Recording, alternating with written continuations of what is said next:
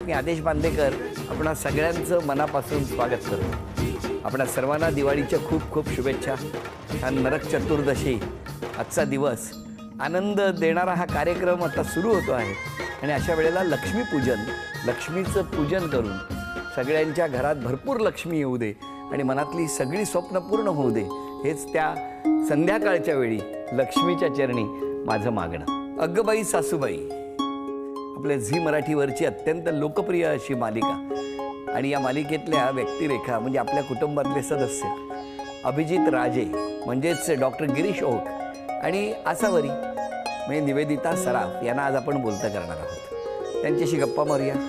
दिवाळीचा हा आनंद झी मराठीने तुम्हाला द्यायचा ठरवलेला आहे आणि दिवाळी निमित्त आज आपण या दोघांनाही बोलतं करणार आहोत। चला भेटूया डॉक्टर गिरीश ओक आणि निवेदिता सराफ यांना।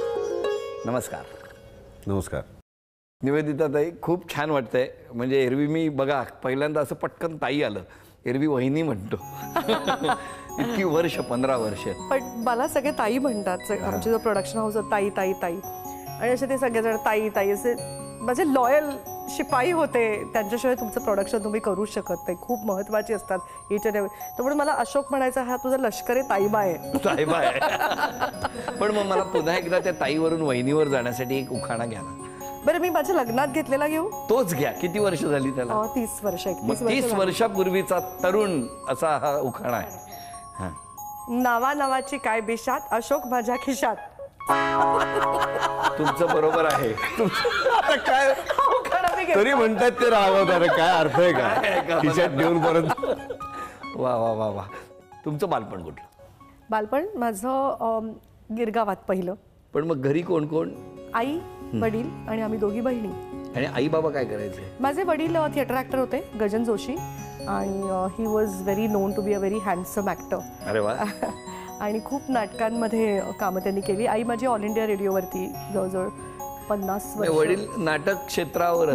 नाटक क्षेत्र आणि त्यांचा टाईपरायटिंग, रिपेअरिंग आणि ह्याचा एक क्लासेस होते त्यांचे। अरे वा। आणि मग शाळा तुमची तिथे? आधी कमळाबाईला होते, म्हणजे अशा वेगवेगळ्या शाळा झाल्या। नंतर मग मी 1 वर्ष भुसावळला सेंट्रल एस स्कूलमध्ये होते। एकदम भुसावळ? हो, माझी मामी मला घेऊन गेली होती भुसावळला, की असं एक दिवस ती घरी आली आणि मी खूप लहान होते आणि मी स्टोव पेटवत होते, तर आईला यायला उशीर झाला होता ऑफिसमध्ये। किल्ली घेऊन कुलूप उघडायचं असं, बिकॉज आईला यायला खूप वेळ व्हायचा ऑल इंडिया रेडिओची ड्युटी असल्यामुळे, आणि कोणी नसायचं। मोठ्या बहिणीच्या शाळा सुटायला अजून वेळ होता, मी लवकर आले होते। तसं फ्रॉक असा भाजला होता, जळला होता stove. I was trying to do something, पहिल्यापासूनच तशीच असल्यामुळे, स्वभावाचं असं असल्यामुळे। सो मग माझी मामी म्हणाली की नाही नाही, मी तिला घेऊन जाते, की 1 वर्ष माझ्याकडे घेऊन जाते। 1 वर्ष मी भुसावळला सेंट्रल एस झांबावाडीमध्ये किती वर्ष होता तुम्ही? तरी माझ्या वयाच्या 5-6 वर्षापर्यंत होते। नंतर कुठे? मग दादर किंग जॉर्ज शाळा, हिंदू कॉलनीतली number 2 girls high school branch number 2। तिथे कितवी पर्यंत? तिथे मी 7वी पर्यंत होते।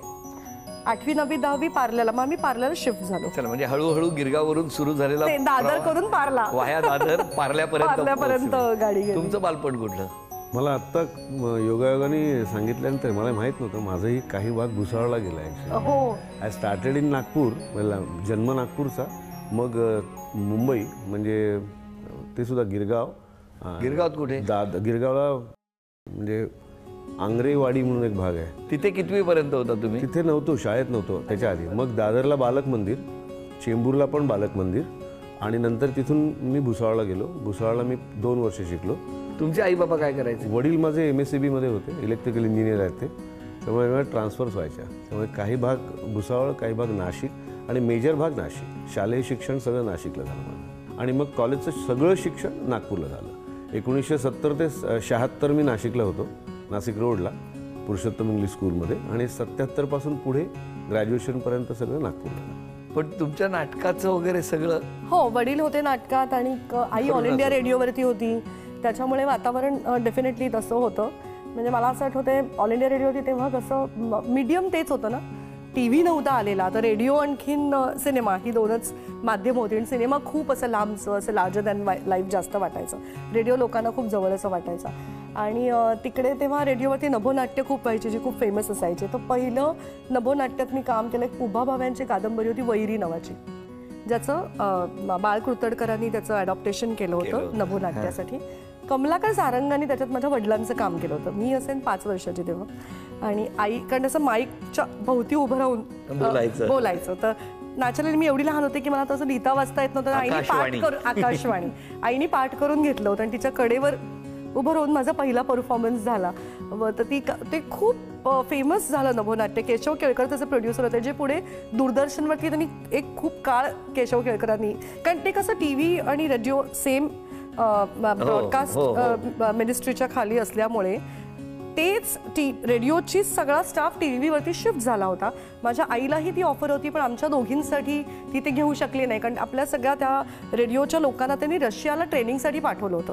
Before television came in Mumbai, 72च्या आधी. हो, तेव्हाची गोष्ट.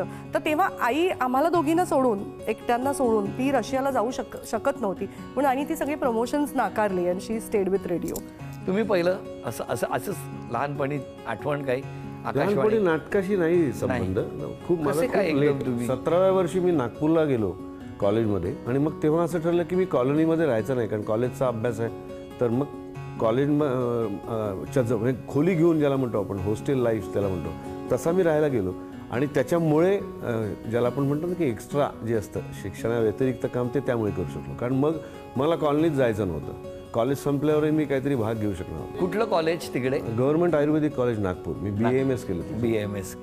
पण म्हणजे तो पिंड असा झाला होता ना की कुठली गोष्ट एकट्याने केलीच नाही मी कधी. सगळे मित्रच असायचे, त्यामुळे नाटकात गेलो. मी नाटकाच्या सिलेक्शनला गेलो, मी सिलेक्ट झालो नाही. कोण होतं डिरेक्टर तेव्हा? बाळ पेशवे म्हणून आमच्या कॉलेजमधले क्लर्क होते, ते बसवायचे. तर काय म्हणजे डेस्टिनी तुम्हाला, जोशी सर म्हणून एक सर होते तेव्हा, ड्रामा इन्चार्ज. घेतलं शिंगावर नावाचं नाटक, ते त्यात पारशाचा रोल होता, एक अतिशय छोटा रोल. तर ते नाटक मला त्यांच्यामुळे मिळालं आणि तिथून चेंज झालं सर. आणि त्या वर्षी त्या गॅदरिंगच्या नाटकात का होईना मला अभिनयाचं बक्षीस मिळालं आणि एकदम ते सगळं बदललं चित्र. तुमच्याबद्दल काही जण, म्हणजे काही सहकलाकार तुम्हा दोघांबद्दल काही बोलू इच्छितात, ऐकूया. हे दोघंही ना अशा कार्यशाळा आहेत. निवेदिता ताईचं थॉट प्रोसेस आवडते, तिचं कॅरेक्टरचा जो अभ्यास असतो, ती त्या कॅरेक्टरमध्ये मी हे करू का, मी ते करू का, हा तिचा जो उत्साह असतो ना, तर तिचा ओव्हरऑल आयुष्यातला उत्साह ॲक्टर म्हणून पण आणि माणूस म्हणून पण हा मला खूप जास्त इन्स्पायर करतो. गिरीश सरांची विनोद बुद्धी खूप छान आहे, त्यांचं टायमिंग मला खूप जास्त आवडतं. आणि अगेन द डिलिव्हरी, ज्या पद्धतीने ते वाक्य डिलिव्हर करतात, प्रत्येक शब्द जो ज्या पद्धतीने पोहोचतो, ते खूपच माइंड ब्लोईंग आहे. आणि आय फील फॉर्च्युनेट की अशा 2 कार्यशाळा मला मिळाल्या त्या प्रोजेक्टमध्ये, आणि मी खूप एन्जॉय करते यांच्याबरोबर काम करणं. Thank you so much. Bye bye. मुंबईतलं पहिलं व्यावसायिक नाटक असं तुमचं कुठलं? मग मुंबईतलं पहिलं व्यावसायिक नाटक म्हणजे टिळक आणि Agarkar. I was very fortunate की मला खूप अमेझिंग डिरेक्टर्स मिळाले. ते नाटकचे लेखक आणि दिग्दर्शक होते विश्राम बेडेकर.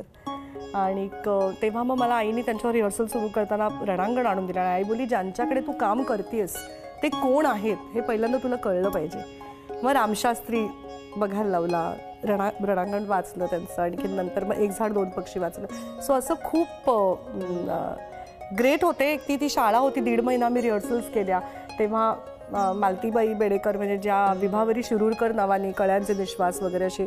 सो विश्राम बेडेकर जास्त महत्त्वाचे अशासाठी की मी अगदीच त्या 18 अशा वयात मी खूप असं संस्कारक्षम तुमचं वय असतं, आणि त्यांनी मला खरी वाचनाची, वेगळ्या वाचनाची आवड लावली. म्हणजे त्यांनी मला नाटकं कारण नाटक हे पण एक वाचायचा प्रकार असतो, वाङ्मयीन, बाकीच्या कादंबऱ्यांसारखा किंवा कवितेसारखा, किंवा तुम्ही नाटक पण वाचलं पाहिजे, हा एक पहिला दृष्टिकोन आम्ही त्यांना काका म्हणायचो, काकांनी दिला. आणि त्यांनी मला खूप इंग्रजी नाटकं इंट्रोड्यूस केली, आणि त्यांनी मला खूप इंग्रजी वेगवेगळी नाटकं, वेगवेगळे लेखक वाचायला दिले. आणि ती काय ग्रेट शाळा होती टिळक आगरकर बेडेकरांच्या हाताखाली काम करणं. तुम्ही मग मुंबईत आलात तेव्हा राहत कुठे होता, की तुमचं कोणी होतं मुंबईत? होते नातेवाईक, पण मी प्रिफर केलं न राहणं त्यांच्याकडे.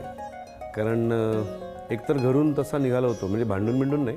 बाबांनी मला सांगितलं होतं की 5 वर्ष माझ्या सर्व्हिसची शिल्लक आहेत, तू ट्राय युअरसेल्फ, बघ. 5 वर्षानंतर मात्र मला सांगू नकोस, तोपर्यंत काहीतरी कर.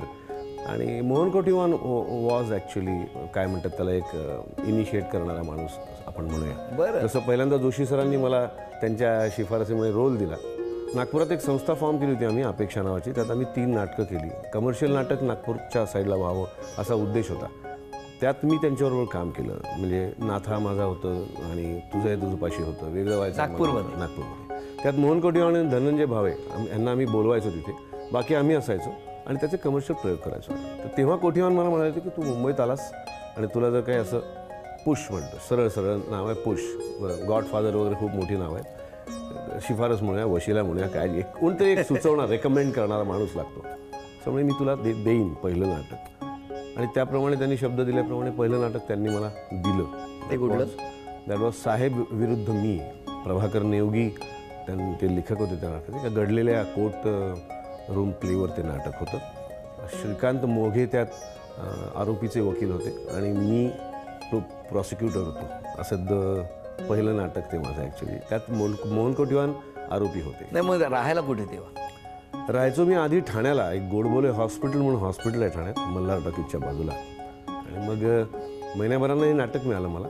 आणि मग मी भवानी शंकर रोडला एक विदर्भ वैभव मंदिर म्हणून एक बिल्डिंग होती. बरं. ज्या बिल्डिंगमध्ये झोपल्यावर भवानी शंकर रोडवरून जर का डबल डेकर किंवा ट्रक गेले तर कॉट हलायची, एवढी ती बिल्डिंग वीक झालेली होती. त्यामुळे झोप यायचीच नाही. तर तिथे 10 रुपये पर डे प्रमाणे विदर्भातल्या लोकांना कॉट मिळायची. असं बऱ्याच ठिकाणी फ्लॅट शेअर करून, पेईंग गेस्ट म्हणून खूप ठिकाणी राहिलो. मला तेव्हाचे माझे रूममेट्समध्ये संजय सुरकर, अरे वा, मुकुंद ठोंबरे, अरे किती दिवसांनी ना. तर हे सगळे आम्ही एकत्र फ्लॅट शेअर करून राहायचो. आणि मग कुठेतरी केव्हा तरी पहिलं घर घेतलं. ते सुद्धा आधी वसईत घेतलं, मग आधी त्याच्या आधी डोंबिवलीत घेतलं होतं, तिथे पाणी शिरलं. असं काय काय खूप गोष्टी आहेत सगळ्या अशा त्या सगळ्या. केवढ्या आठवणी असतात. अगं बाई सासूबाईच्या निमित्ताने आज आपण गप्पा मारतो. कसं आहे वातावरण सगळं? कारण आम्ही तर फक्त टीव्हीत तुम्हाला बघतो, पण ते कुटुंब जे आहे त्या कुटुंबाविषयी तुमच्या दोघांकडनं आम्हाला ऐकायला आवडेल. हृदयाकडची वाट पोटाकडून जाते, तर आमची सगळ्यांची मैत्री लंच ब्रेकमुळे झाली असं म्हणायला हरकत नाही. सो सगळे खाण्यात दर्दी आहेत एकदम. All foodies have come together आणि छान, खूप मस्त मजा येते काम करायला आमचं. नाही, मी का विचारतो, कारण तुम्ही तर नाटकानंतर थेट मोठ्या पडद्यावरच होता. मोठ्या पडद्यावरून परत एकदा लहान पडदा, तर कसं काय? खूप मजा येते. मला असं वाटतं आय लव्ह टेलिव्हिजन. आणि जसं तू म्हटलंस तसं घराघरात आहेत. एक तर काय आहे ना, आमचं जे वय आहे आत्ता, माझं काय गिरीशचं काय, आणि ही प्रत्येक ॲक्टरची एक ट्रॅजेडी आहे की तुम्हाला आता जरा थोड्याशा सगळ्या इमोशन्स येत असतात, तुम्हाला थोडंफार टेक्निक येत असतं, तुम्हाला तर थोडंफार काम जमत असतं पूर्वीपेक्षा, पण तुम्हाला केंद्रस्थानी घेऊन आता कथा लिहिली जात नाही. म्हणजे त्याच्यात तुम्ही कोणाच्या तरी आईचं किंवा कोणाच्या तरी सासूचं असंच काम कथेमध्ये करत असतात. म्हणजे हे खरंच मला असं ग्रेट वाटतं की अशा प्रकारचं एक थोडंसं 50शीतली लव्ह स्टोरी आणि त्यातून एका स्त्रीची, तिच्या आयुष्यात येणारा पुरुष, हे करायला मला असं वाटतं डेअरिंग लागतं. आणि खरंच हॅट्स ऑफ टू झी. म्हणजे त्याला एक करेज लागते रे, की तुम्ही आज मराठी डेली टेलिव्हिजनवरती 8:30च्या स्लॉटला, प्राईम टाईमला एक धाडस करताय अशा प्रकारचा विषय. त्यांनी केलं तसं मलाही खूप टेन्शन होतं की असं म्हणलं की ऍक्सेप्ट होईल का, ऍक्सेप्ट काही 10% लोकांना ऍक्सेप्ट होईल की दिस इज करेक्ट, हे व्हायला पाहिजे. आपण उरले 90% त्यांचं काय, हे होतं ना टेन्शन. कारण ती बाई, ती आई ही कशी आपल्याला, ही श्यामची आई हीच आपल्या डोक्यात असते. सो तिच्या आयुष्यात कोणीतरी येणं, त्याला ॲक्सेप्ट करणं आणि तिलाही आपलं सुख शोधण्याचा, तिलाही कुठले तरी आपलं डोकं विसावण्यासाठी एक खांदा शोधण्याचा अधिकार आहे. ही एक विमेन एम्पॉवरमेंटची सिरियल आहे.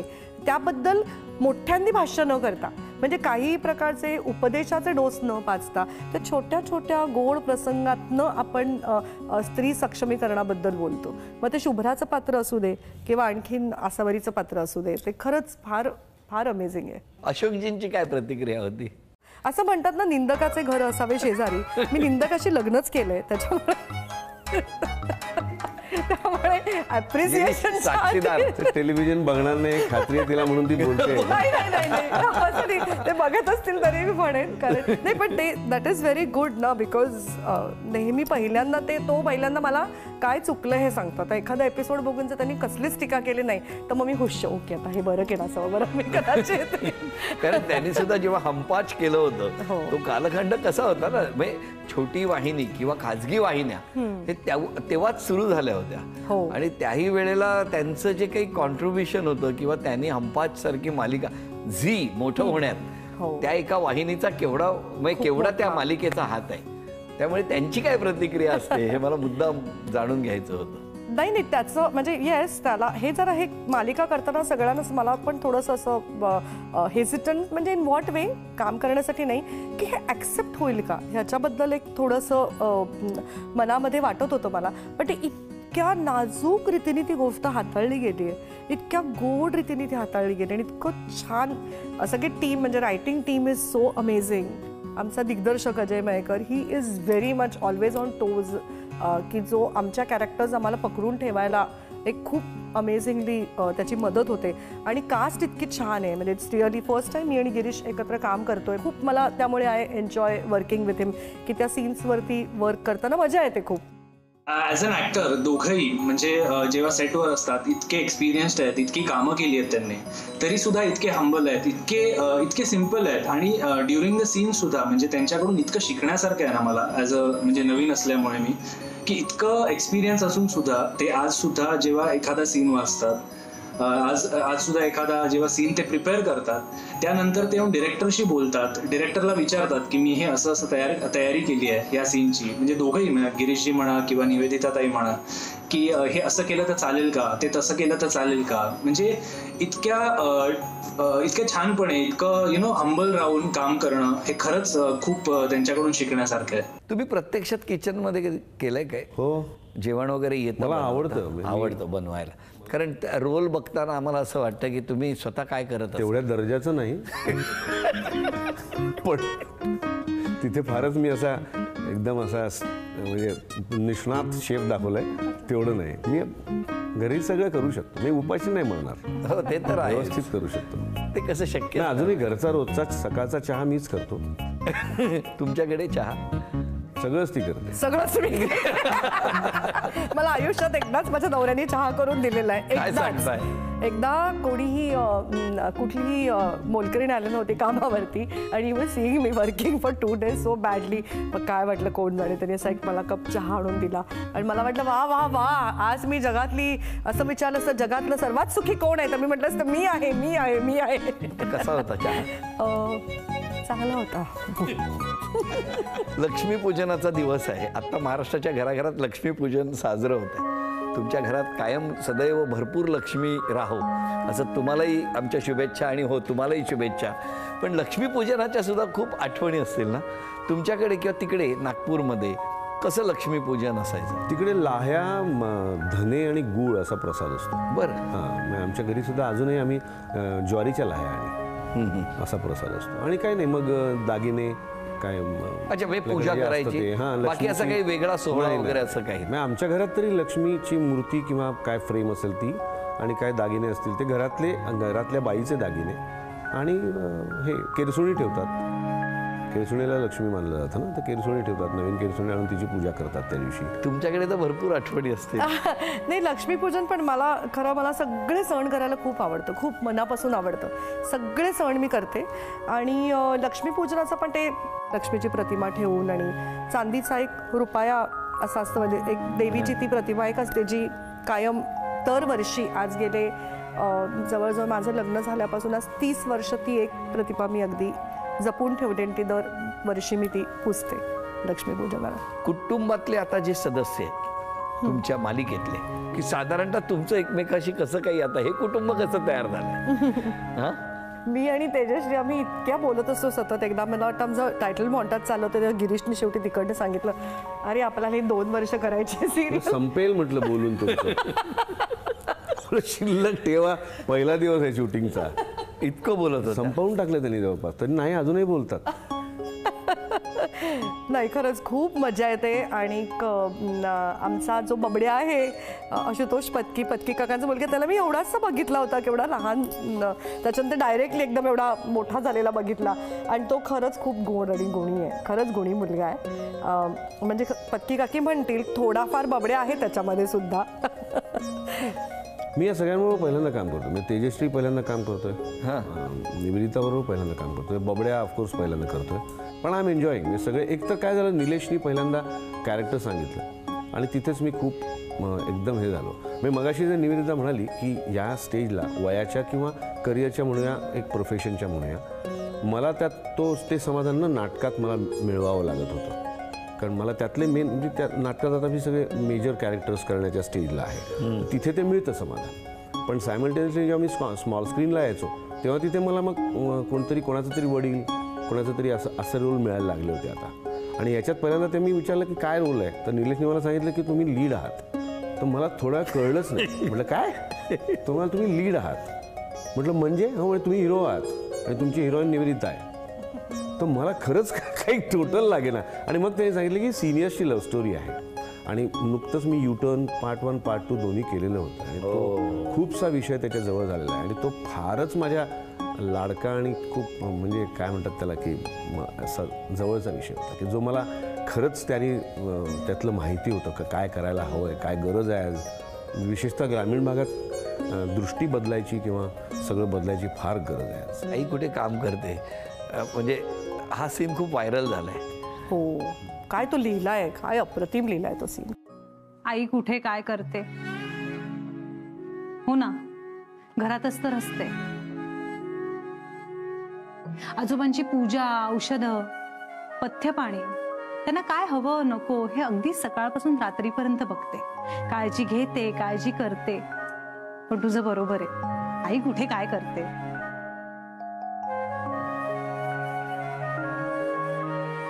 आपण सकाळी ऑफिसमध्ये जातो ना, तेव्हा आयता डबा मिळतो आपल्याला हातात, आईंनी केलेला.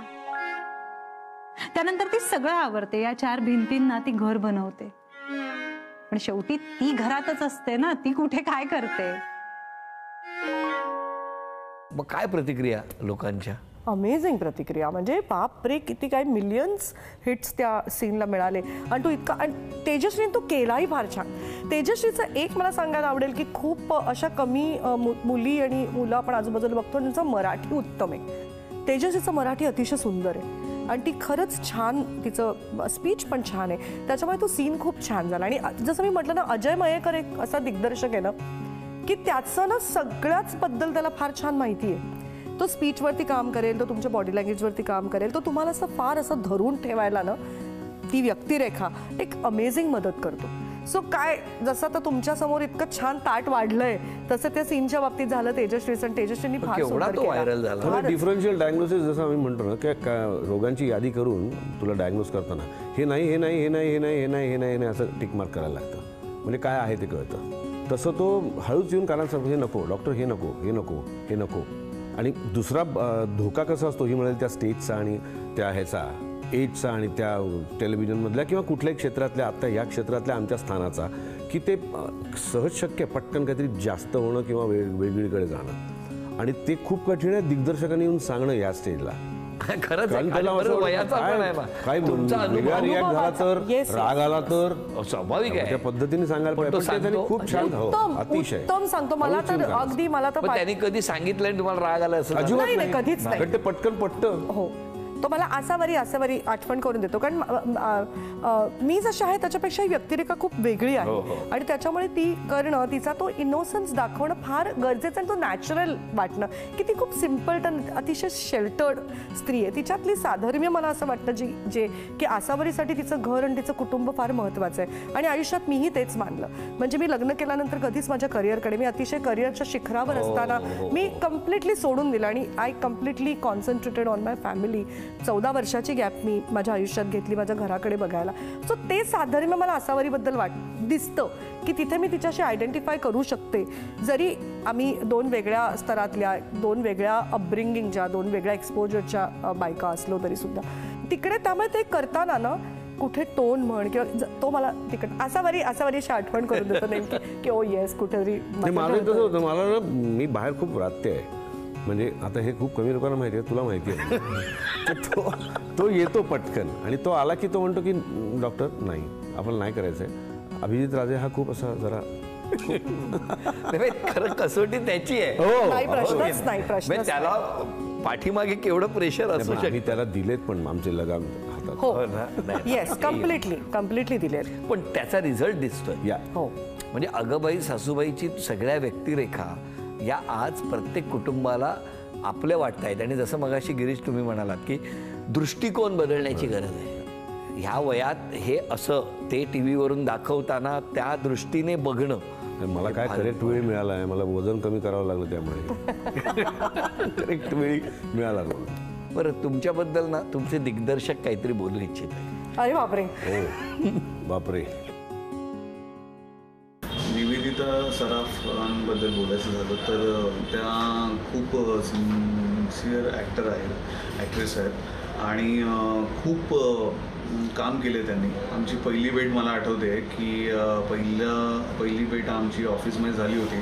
त्यावेळेस मलाच टेन्शन आलं होतं की यांच्याबरोबर काम करायचं आहे, यांनी एवढे चित्रपट केले आहेत आणि नाटकातनं काम केली, इतकं काम केलं आहे, पण यांच्याबरोबर काम करताना या कशा रिॲक्ट होतील, या ऐकून घेतील की नाही, या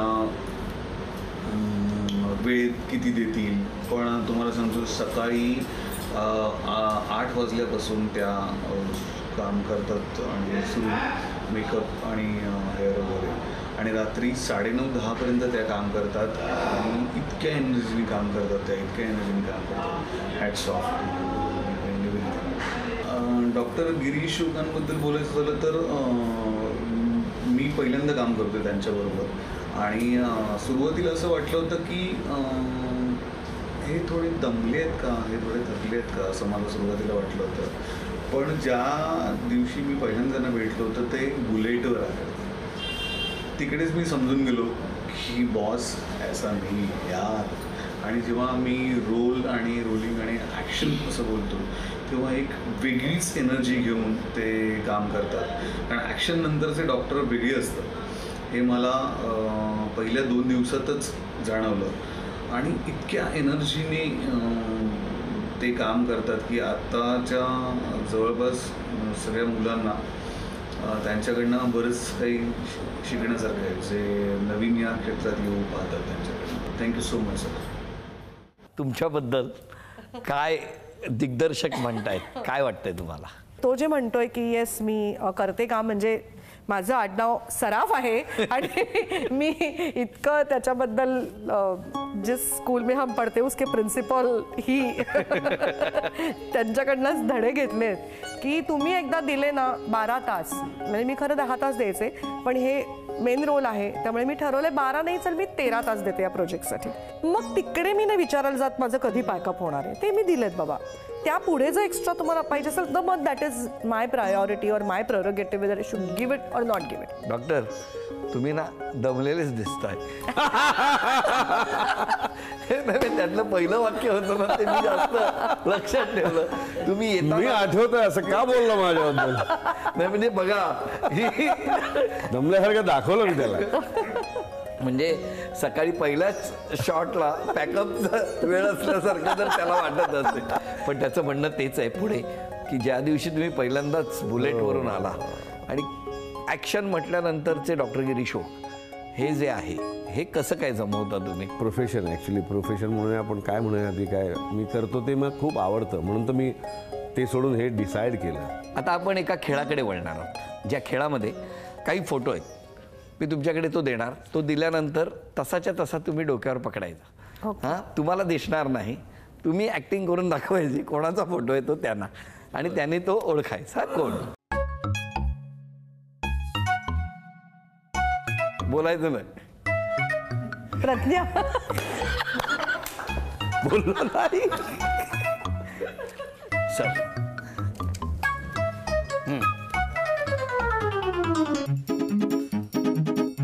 तुमचं बबड्या.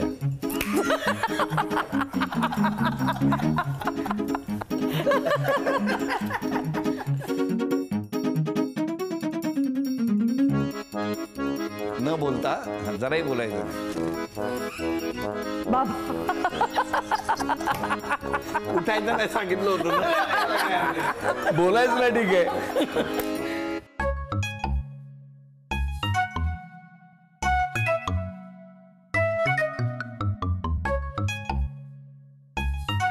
तू तेजश्री, तेजश्री म्हटलं, मला वाटत होतं, मला वाटलं तेजश्री नसेल की काय. सूत्र दाखवतो ना की आणि तिचे केस कायम आपल्या सिरियलवरचा सर्वात मोठा प्रॉब्लेम. ते बोर्ड यायच्या आधीच मी हे केलं होतं, गेस केलं होतं. लक्ष्मीपूजनाच्या दिवशी ही चांदीची अन्नपूर्णा. अरे thank you thank you thank you so much. किती छान. आणि मी असं म्हणते आदेश, तू खरा भाऊजी आहेस पण मी दादा म्हणते, कारण लग्नामध्ये माहेरची अन्नपूर्णा आणि बाळकृष्ण देतात जो तुम्ही घरी घेऊन जायचा असतो.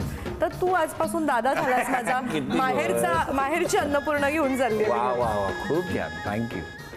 माझ्या आईबद्दल काय म्हणावं, ती तर गोडच आहे बाबा, ती तर प्रचंड गोड बाई आहे आणि दुसरं काही मी बोलूच शकत नाही.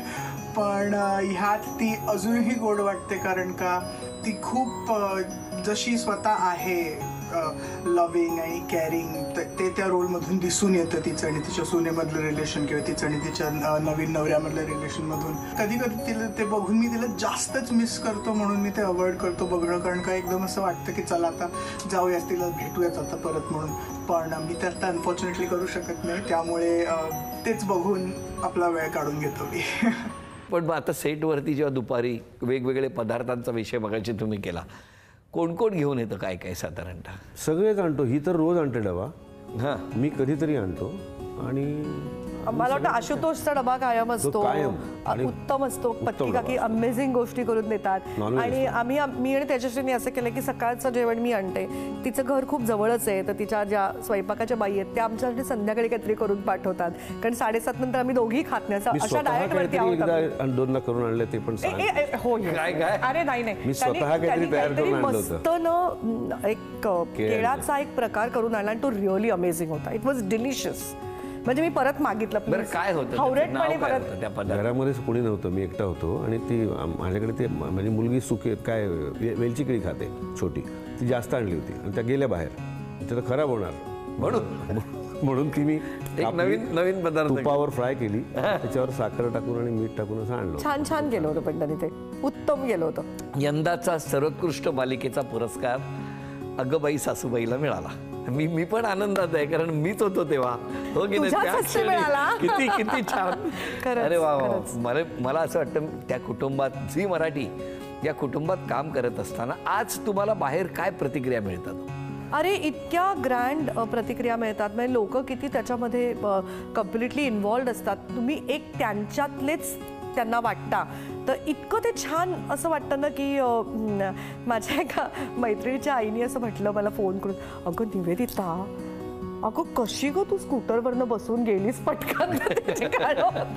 म्हणजे my god, I said this is हा खरा तुमचा प्रेक्षक आहे की जे इतक्या प्रेमाने कसं होतं, तुम्ही दोघेही ना असे आहात की तुमच्याबद्दल ना प्रत्येक घरांना एक वेगळा आदर आहे. आणि मला एक असं वाटतं आदेश काय आहे ना, येस आय लव्ह इट की आम्ही आहोत म्हणून ती सक्सेसफुल झाली आहे. पण मला ना ओव्हरऑल टेलिव्हिजनसाठी असं वाटतं की अशी प्रोग्रेसिव्ह मालिका वर्क होणं कॉमन ऑडियन्समध्ये ओव्हरऑल इंडस्ट्रीसाठी गरजेचं आहे. तर प्रोड्युसर्स आणि channel will dare to do something like this again. म्हणजे अशा प्रकारच्या प्रोग्रेसिव्ह मालिका केल्या जातील आणि लोक त्याच्यामध्ये ते करण्यासाठी धजावतील. म्हणून ओव्हरऑल कधी कधी काही प्रोजेक्ट्स ना तुमच्यापेक्षा मोठे असतात. आमच्यापेक्षा अगबाई सासूबाई हा मोठा प्रोजेक्ट आहे, because it is important for overall industry. Exactly, मला तेच म्हणाले. मी युटर्न नाटक बघून नाशिकच्या एका तरुण पोरांनी सिनियर सिंगल्सचा मेळावा भरवला. तर ती मुवमेंट बनते मग. सो ही सिरियल बघून पण लोकांनी असं काहीतरी सपोर्ट ग्रुप्स किंवा मेळावे भरवावे आणि असं काहीतरी मॅच मेकिंग करावं असं आम्हाला वाटतं. म्हणजे मी आता तुला सांगते, एका ठिकाणी मी गेले होते हॉस्पिटलमध्ये एका, आणि एक अशा त्या सिक्युरिटीच्या हेड बाई होत्या तिथल्या. अँड शी केम सडनली, त्यांनी माझा असा हात पकडला आणि त्या म्हणाला, तुम्हाला सांगू का, ही माझीच गोष्ट आहे. आणि तेव्हा मला असं वाटलं की तिला असं ते शेअर करावंसं वाटलं की yes she also wants to get married, she was a widow. आणि मला खरंच आयुष्यात मलाही आता काहीतरी पुढचं म्हणजे मी पण लग्न करायचा विचार करते, हे ती बोलायला धजवली निदान दुसऱ्या कोणाजवळ तरी, हेच मला खूप मोठं सक्सेस वाटतं त्या. आणि म्हणून आता मालिकेचा जो पुढचा टप्पा आहे ना, तो जितका पॉझिटिव्हली येईल तितकं त्याच्यातलं अरे म्हणजे चांगलं होतं आयुष्यात आपल्या, होऊ शकतं. ते सेकंड इनिंग करेक्ट जर विचार केला तर हां काय वाटतं? बरोबर आहे. मी तोच उद्देश आहे, तोच ट्रॅक आहे आणि ती पॉझिटिव्हिटी आणि तो सगळा हे व्हावा.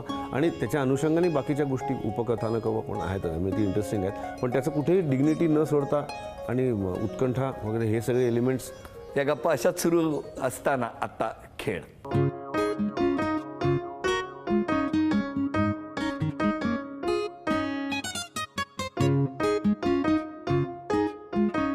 मांजर.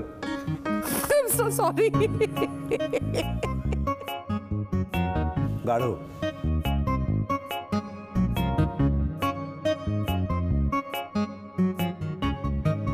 हो ससा. एकदम कठीण. Yes okay.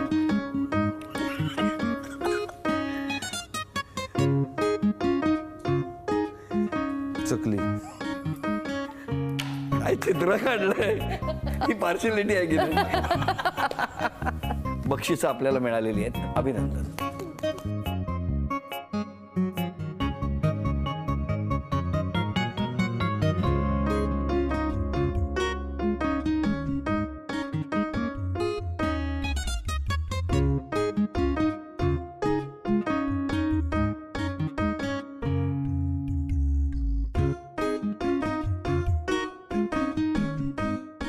फुलाकडे जाणार, फुलामधलं पाकळी आहे का ती? गुलाबाची पाकळी वगैरे आहे का? वेल, वेलीवरचं फुल आहे का ते? वेल आहे ही. फुल, कुठलं फुल? फुलामधलं काही मध असतो मग. फुलाचा रंग, फळ, आंबा. फळ, आंब्याचा रंग कुठला? आंब्याचा रंग असतो नारंगी. आंबा कॅन्सल. हे काय एवढं आहे कठीण? बोटाने काय तोडायचं? दिवाळीतलं जे तोडतात ते करतो काय म्हणतात? अभिनंदन.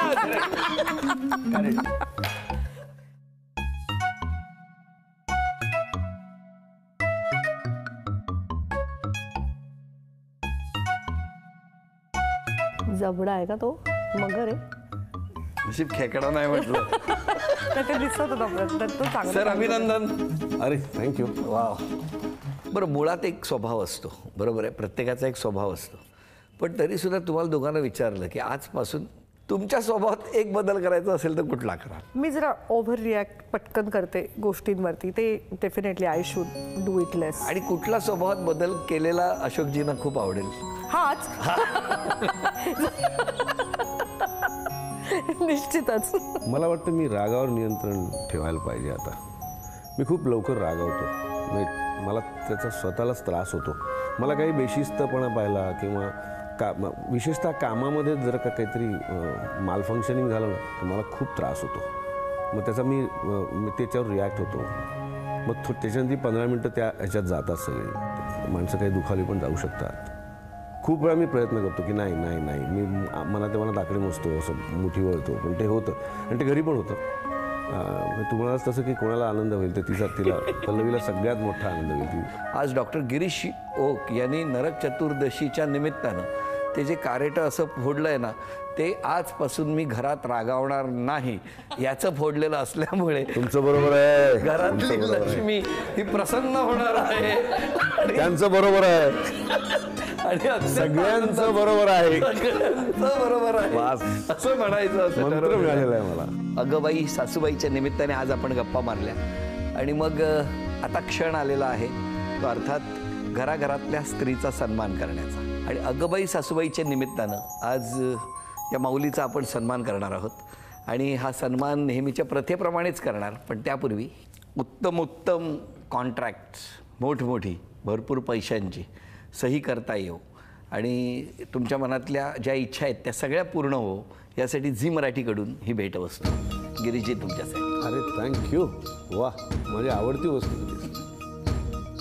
कार्यक्रमाच्या प्रथेप्रमाणे निवेदिता वहिनी, पण आजच्या या दिवाळीच्या लक्ष्मीपूजनाच्या दिवशी भावाच्या नात्यात अडकलो त्यामुळे माहेरची साडी. तथास्तु पुणे यांच्याकडून निवेदिता ताईंना ही पैठण. अभिनंदन. आपणा सर्वांना दिवाळीच्या खूप खूप शुभेच्छा देतो आणि आजचा भाग इथेच संपवतो. पुन्हा भेटूया अशीच एक पैठणी घेऊन होम मिनिस्टरच्या पुढच्या भागात संध्याकाळी 6 वाजता फक्त झी मराठी. नमस्कार.